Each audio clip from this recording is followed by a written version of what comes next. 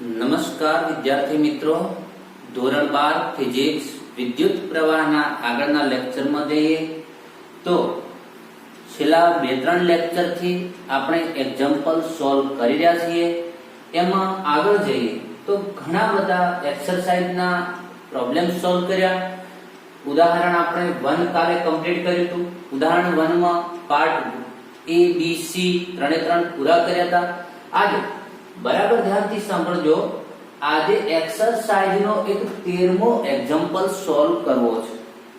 મેં પહેલા કહ્યું હતું કે આપણે રેન્ડમલી ભણ્યા કરીશું એક્ઝામ્પલ, કારણ કે જે કોન્સેપ્ટ વાઇઝ આ એક્ઝામ્પલ ને બહુ સારી રીતે સમજવો હોય, એટલે કે ઉદાહરણ 2 ને એક્સરસાઇઝ નો એક્ઝામ્પલ નહીં, ઉદાહરણ 2 છે. આને બહુ સારી રીતે સમજવું, એની રકમને બહુ સારી રીતે સમજવી હોય તો આપણે આ એક્ઝામ્પલ સોલ્વ કર્યા પછી બહુ સારી રીતે આપણને સમજાય. એનો કોન્ટ્રાસ્ટ, કારણ કે બંનેમાં બહુ મોટો કોન્ટ્રાસ્ટ જોવા મળે. ઓકે, હવે એક્સરસાઇઝ નો એક્ઝામ્પલ નંબર 3, એની રકમ બહુ સરળ છે. તો મેં ડાયરેક્ટ આ રીતે એનો ડેટા જે છે એનો લિસ્ટ બનાવી અને રકમના આ રીતે લખી દીધી છે. હું બોલું છું, તમે વારંવાર તમને સંભળાઈને ખ્યાલ આવી જશે. ધ્યાનથી સાંભળજો. જેની જોડે બુક છે એને રકમમાં વાંધો નહીં આવે. બુક નથી તો મેં અહીંયા એવી રીતે જ લખ્યું છે કે તમને ખ્યાલ આવી જશે. રકમ લખી નાખજો તમે. ઓકે, ધ્યાનથી સાંભળો મિત્રો. હવે રકમ કહે છે શું? એક્સરસાઇઝ નો 13મો એક્ઝામ્પલ છે મિત્રો. કોઈ બુકમાં જોઈને રકમ લખતા હોય એમના માટે. અહીંયા એવું કહ્યું છે કે તાર છે. એક તારની અંદર ઇલેક્ટ્રોનની મુક્ત ઇલેક્ટ્રોનની સંખ્યા ઘનતા 8.5 ગુણ્યા 1028 પર મીટર ઘન છે. મુક્ત ઇલેક્ટ્રોનની સંખ્યા ઘનતા એટલે n કહેવાય, એટલે મેં n વડે દર્શાવી દીધો. તો રકમ આખી એવી છે. ચલો એક વખત રકમ બોલી દઉં છું. 3 મીટર લંબાઈ, 2 ગુણ્યા 10⁻6 મીટર સ્ક્વેર આડછેદનું ક્ષેત્રફળ ધરાવતા તારમાં 3 એમ્પિયર વિદ્યુત પ્રવાહ વહે છે. જો તેમાં મુક્ત ઇલેક્ટ્રોનની સંખ્યા ઘનતા 8.5 ગુણ્યા 1028 હોય તો ડ્રિફ્ટ વેગથી મુક્ત ઇલેક્ટ્રોનને તારમાં એક છેડેથી બીજા છેડે જવા માટે લાગતો સમય નક્કી કરો, એટલે કે t નક્કી કરો. ચાલો, મેં રકમ વાંચી લીધી છે. રિવાઇઝ કરીને લેક્ચરને ફરીથી સાંભળી લેજો. રકમ ફરીથી સંભળાશે. ઓકે, ચાલો. હવે મિત્રો અહીંયા તમને મુક્ત ઇલેક્ટ્રોનની સંખ્યા ઘનતા આપી, લંબાઈ આપી, આડછેદનું ક્ષેત્રફળ આપ્યું, એમાં વહેતો પ્રવાહ આપ્યો. તો ક્વેશ્ચન એવો પૂછે છે કે આ જે તાર છે, આ તારમાં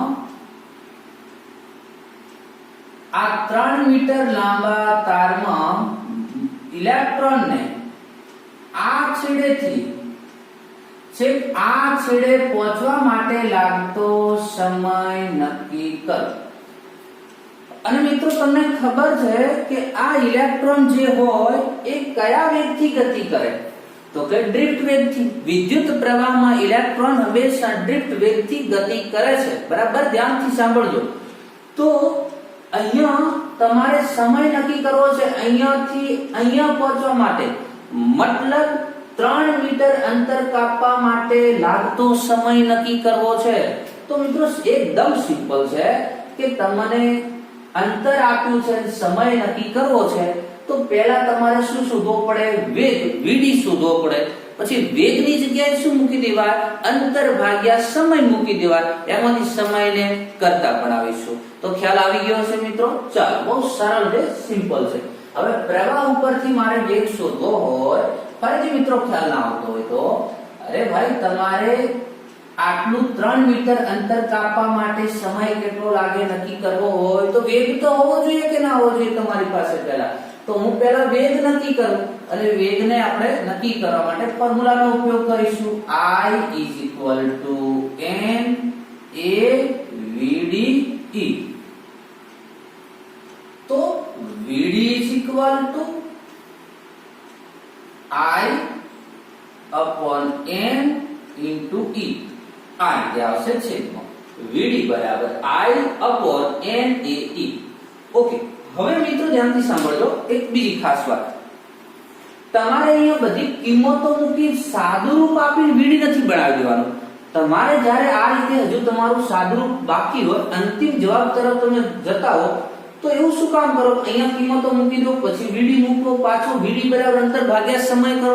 એક કામ કરો ને, અહીંયા જ મૂકી દો ને. વીડી તો આપણને મળી ગયો, આવી સંજ્ઞા સ્વરૂપ જ મળી ગયો ને. હવે વીડી બરાબર શું, અંતર ભાગ્યા સમય. સમયને બનાવી દો કરતા, અને પછી એક સાથે બધી કિંમતો મૂકી દઈશું. જો આ બાજુ ધ્યાનથી સાંભળજો.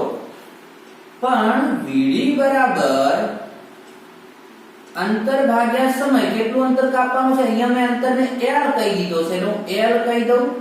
એના માટે લાગતો સમય t. ખબર નથી, જે લાગે તે મેં એને t કહી દીધો. એ તો આપણે નક્કી કરવાનો છે ભાઈ. ચાલો, તો વીડી ની જગ્યાએ l/t is equal to I/NAT. t નક્કી કરવો છે તો t ને કરતા બનાવી દો. તો t is equal to અહીંયા જશે LNAT/I.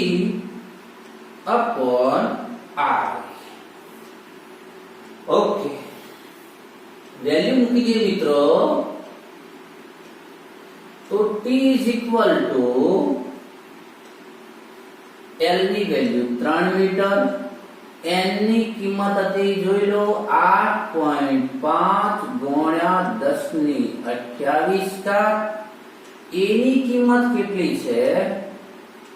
2 ગુણ્યા 10 ની -6. e ની વેલ્યુ કેટલી છે?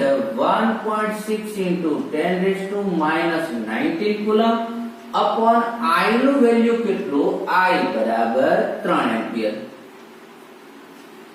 ઉઠાવો કેલ્સી, આપો સાદુરૂપ.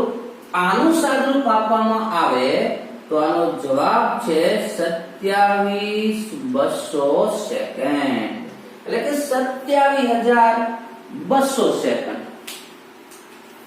આટલો સમય લાગશે. બસ એક્ઝામ્પલ બહુ સિમ્પલ હતો. ફરીથી n આપ્યો છે, l આપ્યો તો, a આપ્યો તો, I આપ્યો તો. અહીંયાથી અહીંયા પહોંચવા માટે લાગતો સમય નક્કી કરો.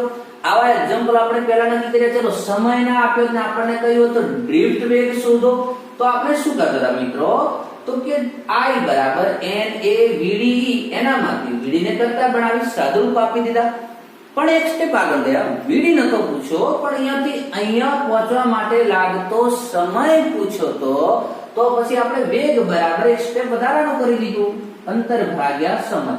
ક્યારે કેવું બન્યું કે તમને સમય આપી દીધો કે તારમાં અહીંયાથી અહીંયા પહોંચવા માટે આટલો સમય લાગે છે, તો તારની લંબાઈ કેટલી છે તમને l નો આપ્યો હોત તો આપણે અહીંયાથી l ને કરતા બનાવતા. એ તો તમને ખ્યાલ આવી ગયો. તો બસ સિમ્પલ એક્ઝામ્પલ છે, પણ હવે બરાબર ધ્યાનથી સાંભળજો વાતને. કેમ કે વાતમાં દમ છે એટલા માટે. કોઈ એ વાળી શું, બરાબર ધ્યાનથી સાંભળો. 27200. મિત્રો ફિઝિક્સમાં એક્ઝામ્પલ શું કામ આપવામાં આવે છે? આ સાદુરૂપ આવડે એટલા માટે તમને. એ તો અમે આવડે છે કેલ્સીથી આપતો તમને. અહીંયા આપણે ફિઝિક્સ શીખવા જઈ રહ્યા છીએ. એની અંદર રહસ્ય શું છે? અરે ભાઈ, આપણે એમ કહીએ છીએ કે પ્રવાહ માટે જવાબદાર વેગ છે ડ્રિફ્ટ વેગ, અને ડ્રિફ્ટ વેગના કારણે ઇલેક્ટ્રોન ગતિ કરે, એના કારણે પ્રવાહ રચાય છે. અહીંયા એવું કહે છે કે 3 મીટરનો તાર હોય તો ઇલેક્ટ્રોનને એક છેડેથી બીજા છેડે પહોંચવા માટે લાગતો સમય 27200 સેકન્ડ.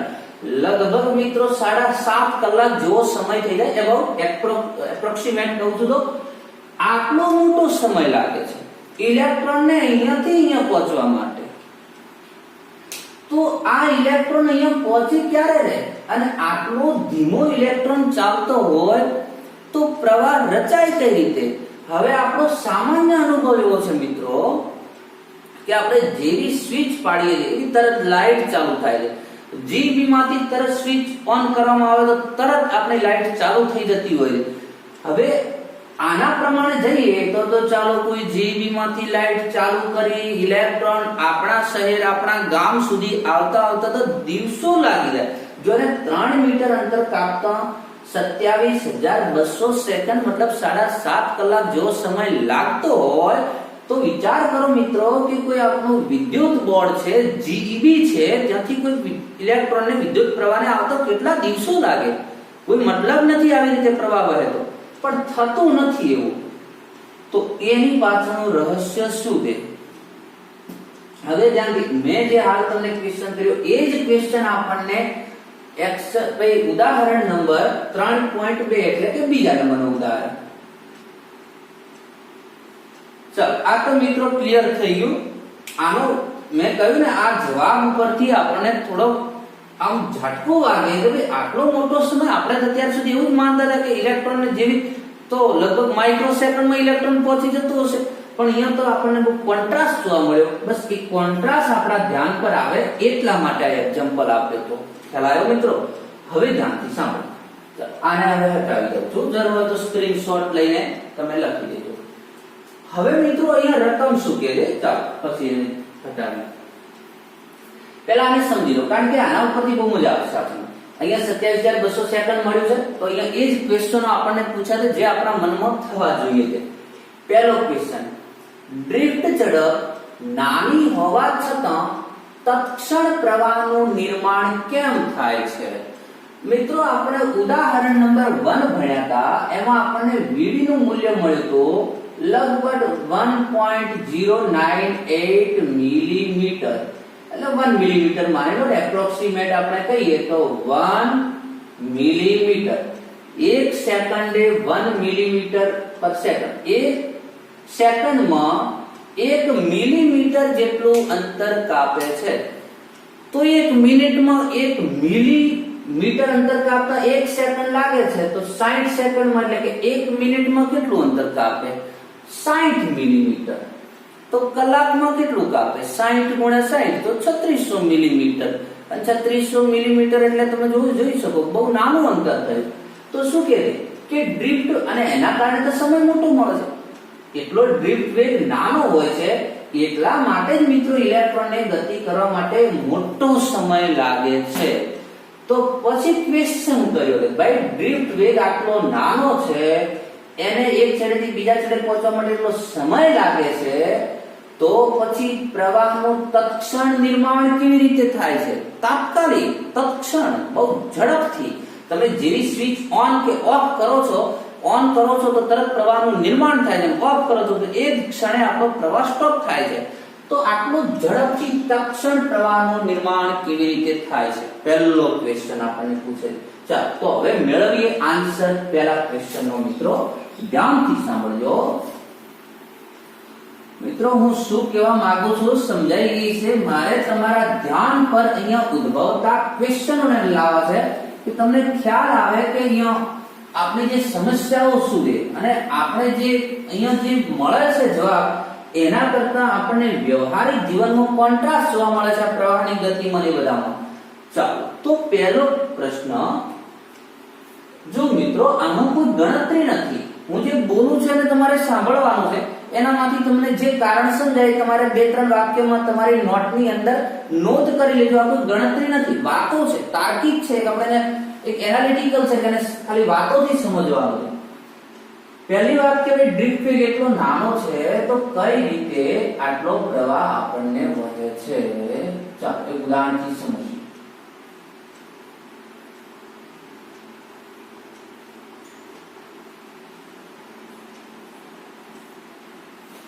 મિત્રો ધારો કે આ સપાટી છે અને સપાટી ઉપર હું નાના આ રીતે બોલ મૂકી દઉં છું, એકબીજાને ટચ કરીને, એકબીજાને સ્પર્શીને હોય છે. હવે આ બોલને ધારો કે આ બોલને હું 1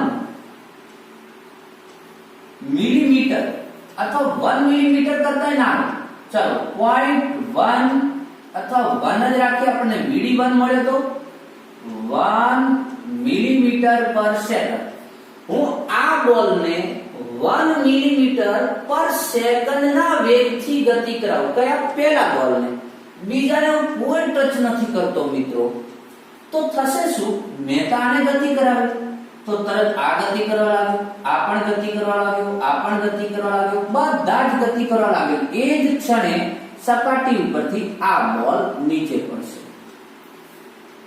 આપણને એવું લાગે કે ભાઈ હજુ તમે અહીંયા આટલો નાનો ધક્કો માર્યો છે, આટલા નાના વેગથી આ બોલ ગતિ કરી રહ્યો છે, તો આ બોલ અહીંયા નીચે કઈ રીતે પડ્યો? પણ એ બોલ નથી પડતો, એ તો એને સ્પર્શીને ઘણા બધા બોલ હતા, એટલા માટે પેલો બોલ નીચે પડ્યો. સેમ વસ્તુ અહીંયા થયું શું મિત્રો? તો ભલે આપણે એક બોલને નાનો વેગ આપ્યો, છતાંય આખી સપાટી ઉપર બધા જ બોલ ગતિ કરવા લાગ્યા. કોઈ એવી જગ્યા નથી કે જે જગ્યાએ બોલ ગતિ નતો કરતો. આ જ વસ્તુ મિત્રો આપણા તારમાં થાય છે ઇલેક્ટ્રોનનો. ધારો કે હવે સમજી લો કે આ તાર છે અને આ ઇલેક્ટ્રોન છે બધા. કારણ કે આપણી તારની અંદર મુક્ત ઇલેક્ટ્રોનની સંખ્યા ઘનતા ખૂબ વધારે હોય છે. ઇલેક્ટ્રોનની સંખ્યા ઘનતા ઘણી બધી વધારે હોય છે. એકબીજા ઇલેક્ટ્રોન એકબીજાને સ્પર્શીને હોય છે, એકબીજાને નજીક પડ્યા હોય છે. થાય છે શું કે અહીંયાથી આપણે ડ્રિફ્ટ જેવી બેટરી જોડીશું, પેલો ઇલેક્ટ્રોન ગતિ કરશે, ભલે એકબીજાને ત્યાં સ્પર્શીને ના હોય તો પણ એક ઇલેક્ટ્રોન બીજા ઇલેક્ટ્રોન નજીક અથડાશે. તો આ હજુ પેલા છેડે નથી પડતો, પણ અહીંયા ઇલેક્ટ્રોન આને અથડાય, આ બીજાને અથડાય, આ ત્રીજાને અથડાય.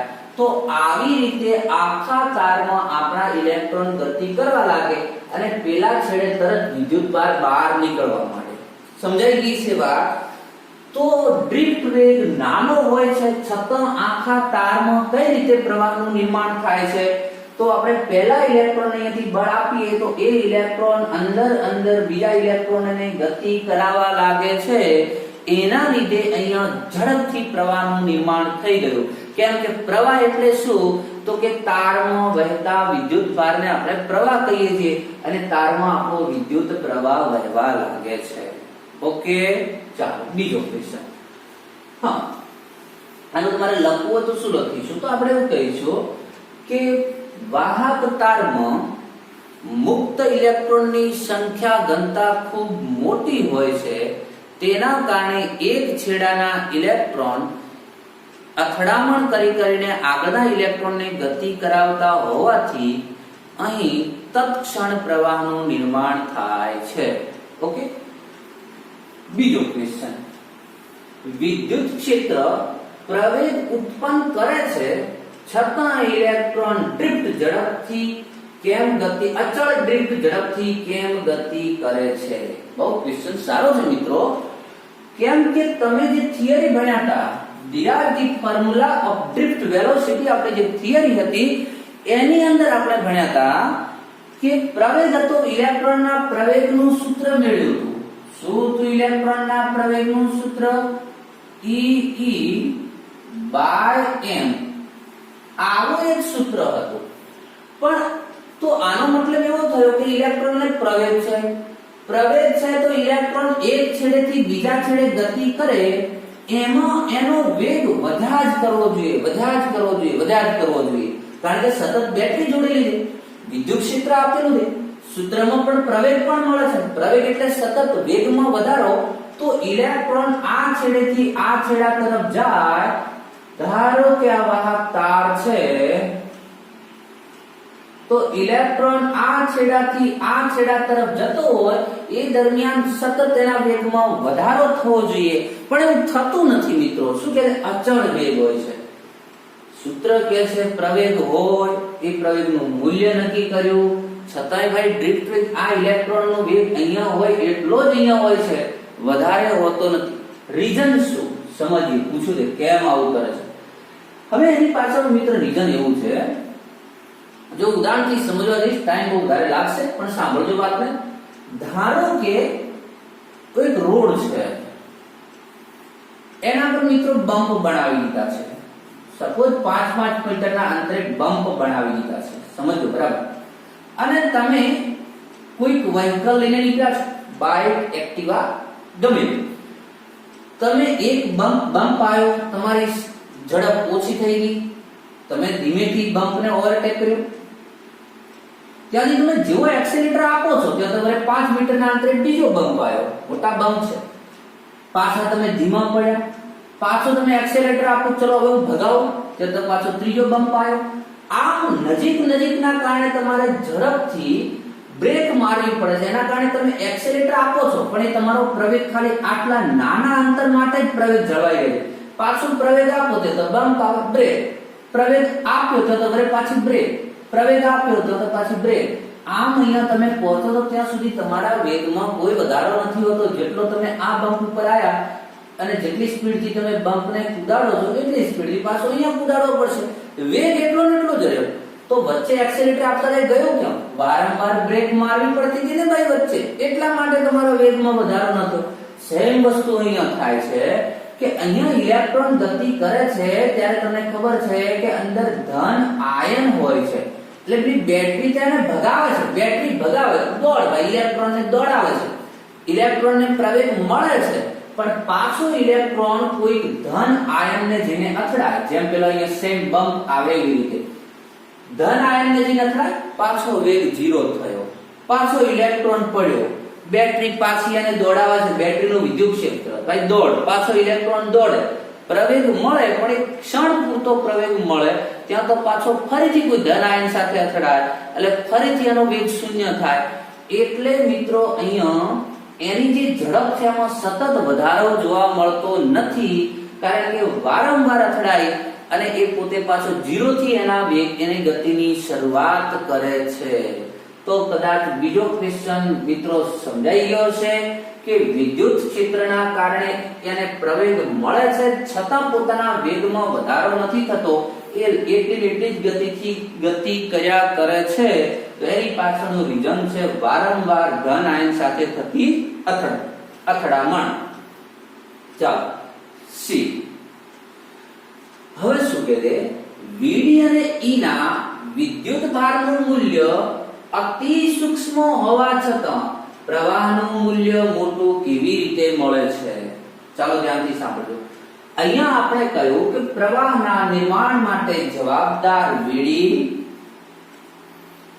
એ પણ નાનો છે અને ઇલેક્ટ્રોનનો વિદ્યુતભાર પણ નાનો છે. Vd પણ ચાલો આપણે કહ્યું કે ઇલેક્ટ્રોન અહીંયાથી અથડાય એટલે બાકીના બધા ઇલેક્ટ્રોનને ગતિ કરાવે એટલે પ્રવાહનું નિર્માણ થાય. ચાલો સમજી લીધું, માની લીધું. પણ હવે પાછો તો એક ત્રીજો ક્વેશ્ચન કરે છે કે ભાઈ ચાલો પ્રવાહનું નિર્માણ તત્ક્ષણ તો ભલે થતું, બહુ ઝડપી ભલે થયું હોય, પણ એ મોટો શું કામ મળે? કારણ કે Vd નાનો છે, ઇલેક્ટ્રોનનો વિદ્યુતભાર પણ નાનો છે જે ઇલેક્ટ્રોન ગતિ કરે છે. તો પછી આ પ્રવાહ મોટા 2 એમ્પિયર 4 એમ્પિયર 5 એમ્પિયર મળે કઈ રીતે એટલા મોટા પ્રવાહો? તો એના માટે જવાબદાર શું મિત્રો? તો ધ્યાનથી સાંભળો. આપણે અહીંયા વાહક તારમાં એક જ ઇલેક્ટ્રોનની આવી એક જ હરોળ દોરી. વાહકમાં આવી એક હરોળો નથી હોતી, ત્યાં લોટ ઓફ ઇલેક્ટ્રોન હોય છે, ડગલાબંધ ઇલેક્ટ્રોન છે ત્યાં છોકરાઓ વાહક તારની અંદર. તો આવા એક ઇલેક્ટ્રોન બીજા ઇલેક્ટ્રોનને ગતિ કરાવે એવા તો અહીંયા અસંખ્ય ઇલેક્ટ્રોન અને ઘણા બધા ઇલેક્ટ્રોન ત્યાં ગતિ કરતા હશે. અને આવા અસંખ્ય ઇલેક્ટ્રોનો ગતિ કરતા હોય તો થોડો થોડો પ્રવાહ ભેગો થઈને આડછેદમાંથી ઘણો બધો પ્રવાહ વહેવા લાગે છે. વાત સમજણી છે. અહીંયા એમ કહે છે ભાઈ Vd નાનો છે, E નાનો છે, તો પછી ચાલો માની લીધું પણ એક હરોળથી પ્રવાહ રચાય કેટલો? એક હરોળ નહીં રચાય, ત્યાં ઘણા બધા ઇલેક્ટ્રોન છે એટલે અહીંયા અસંખ્ય ઇલેક્ટ્રોન. આપણે કઈ દોર્યા એટલા મોટા નથી હોતા કે ચલો 5 હરોળ અહીંથી નીકળશે. અસંખ્ય ઇલેક્ટ્રોન અહીંયા નીકળતા હશે જેના કારણે પ્રવાહનું નિર્માણ ઘણું બધું થાય છે.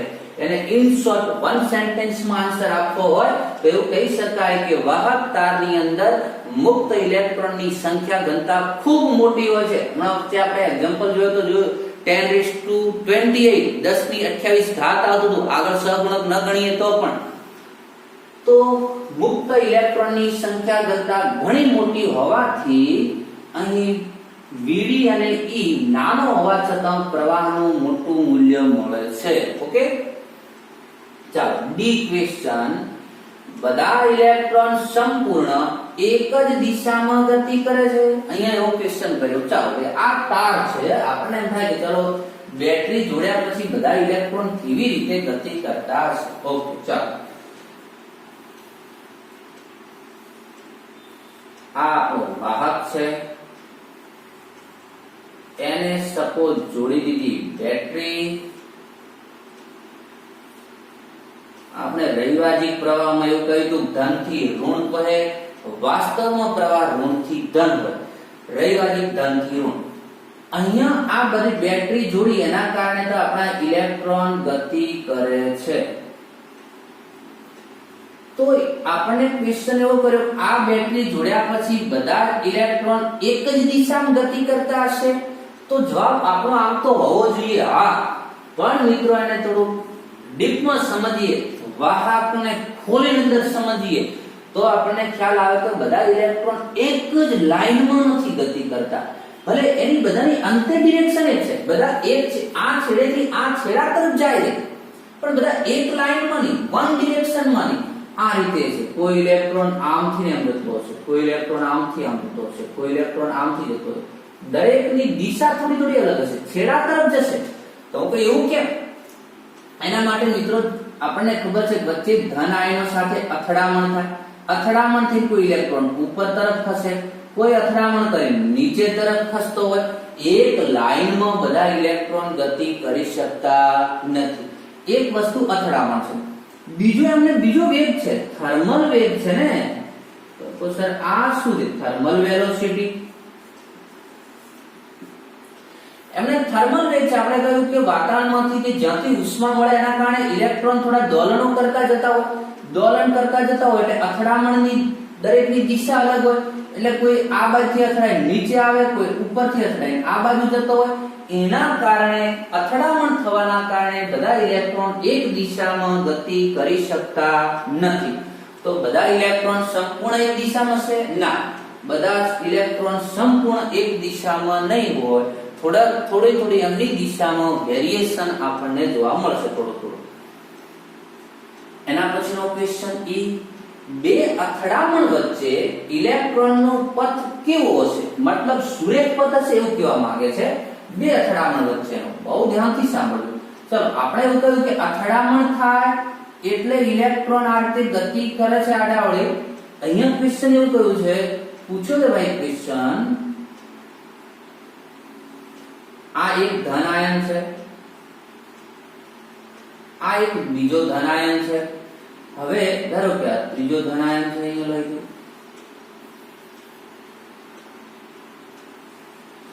ઇલેક્ટ્રોન ચાલો એક વખત અહીંયા અથડાયા, પછી ધારો કે બીજી વખત અહીંયા આ બાજુ જતો હોય. તો કે એક અથડામણથી બીજી અથડામણ થઈ એ દરમિયાન તો બેટરી જેને ખેંચે છે, તો કે એ દરમિયાન એનો પથ કેવો હશે? સુરેખ હશે કે વક્ર હશે? તો તમે કહો ઓબ્વિયસલી સાહેબ સુરેખ જ હોય ને, પછી તો અહીંયાથી અથડાયા પછી અહીંયા જાય ત્યાં સુધી. ના મિત્રો, ત્યાં સુરેખ નથી હોતો. એનો પથ જે છે એ આવો વક્ર હોય છે, આમ હશે. તો કેમ એવું સર? ચાલો અહીંયાથી અથડાયો તો અહીંયા અથડાય તો તમને ખબર કે અથડાયા પછી તો કોઈ પણ વસ્તુ આ બાજુ જવાની હતી. તો પેલી અથડામણના કારણે ઇલેક્ટ્રોનને આ બાજુ જવું, મેં બહાર નીટું દોરી દીધું, પણ પેલું વિદ્યુત ક્ષેત્ર તેને આ બાજુ લઈ જતું હતું, એ સીધું લઈ જતું. ઇલેક્ટ્રોન પાસે જે વેગ હતો એ આ બાજુ હતો, વિદ્યુત ક્ષેત્રને આ બાજુ લઈ જતું હતું. એના કારણે મિત્રો પરિણામી વચ્ચે ક્યાંક એમનો વેગ બન્યો. આ રીતે ઇલેક્ટ્રોન ગતિ કરવા લાગ્યો. કારણ કે આ બાજુ વેગ છે, આ બાજુ પણ વેગ છે. તો તમને ખબર કે પરિણામી વેગ ક્યાંક વચ્ચે હોય તો ધીમે ધીમે પોતે આ બાજુ વિદ્યુત ક્ષેત્રના કારણે ખેંચાતો જાય છે. તો બે અથડામણ વચ્ચે એનો પથ સુરેખ નથી હોતો, પણ એનો પથ મિત્રો વક્ર હોય છે. તો આ રીતે એક્સરસાઇઝનો 13મો એક્ઝામ્પલ ભણ્યા. એનો જે આન્સર મળ્યો આપણને 27200 સેકન્ડ, જે આપણને ચોંકાવનારો હતો કે ભાઈ 3 મીટર અંતર કાપવા માટે આટલો મોટો સમય લાગે છે. અને લાગે જ કારણ કે વીડી 1 મિલીમીટર જેટલો જ મળ્યો હતો. તો એના ઉપરથી આપણને જે મનમાં ક્વેશ્ચનો ઉદ્ભવે એ જ ક્વેશ્ચનો આપણને એમને ઉદાહરણ નંબર 2 3.2 મારી બુકમાં આપે છે નામ. તો બીજા ઉદાહરણના માધ્યમ દ્વારા આપણને ઘણા બધા ક્વેશ્ચનો થાય. તો એ ક્વેશ્ચનોનું આપણે અહીંયા મિત્રો નિરાકરણ કર્યું છે. તો આજે આટલે રાખીએ છીએ મિત્રો. ઘણા બધા સ્ટુડન્ટો લેક્ચરને જોતા હોય છે દિવસમાં. તો જો તમને કંઈક ઇન્ટરેસ્ટ લાગતો હોય તો મિત્રો લાઈક તો બને તો લાઈક કરો, ઘણા બધા સ્ટુડન્ટ સુધી પહોંચાડો.